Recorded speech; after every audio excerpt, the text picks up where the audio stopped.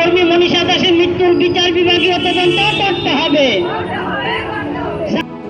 কলেজে মনীষা দাসের যে মৃত্যু ঘটেছে কর্মরত অবস্থায়, এই মনীষা দাসের মৃত্যু যে বিচার বিভাগীয় তদন্ত করে দোষীকে শনাক্ত করে কঠোর শাস্তি দিতে হবে, এই আমাদের দাবি।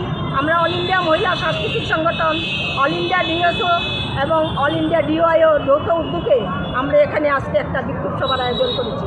এই বিক্ষোভ সভা থেকে আমরা দাবি করছি যে এই বিচার বিভাগ তদন্ত করে কঠোর শাস্তি দিতে হবে এবং মদ, মাদকদ্রব্য, নেশা সামগ্রী জিনিস বন্ধ করতে হবে এবং নেট দুনিয়ায় যে অশ্লীল প্রচার প্রদর্শনী হচ্ছে এগুলি বন্ধ করতে হবে।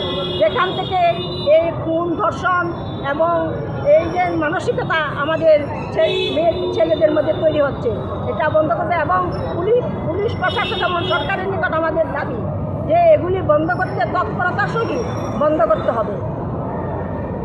পুলিশের ভূমিকা নিয়ে আপনাদেরকে পুলিশের ভূমিকা আমরা চাইছি যে পুলিশ নিরপেক্ষভাবে কোনো রাজনৈতিক দলের দলদাস হিসাবে তাদের কোনো ভূমিকা থাকবে না। তারা এগুলির ঊর্ধ্বে উঠে তারা নিরপেক্ষভাবে এগুলি তদন্ত করবে এবং তাদের যা যা ভূমিকার দরকার তারা এগুলি করতে বাধ্য হবে। আমাদের দাবি। শিবানী ভৌমিক, অল ইন্ডিয়া মহিলা সাংস্কৃতিক সংগঠনের রাজ্য সভানেত্রী।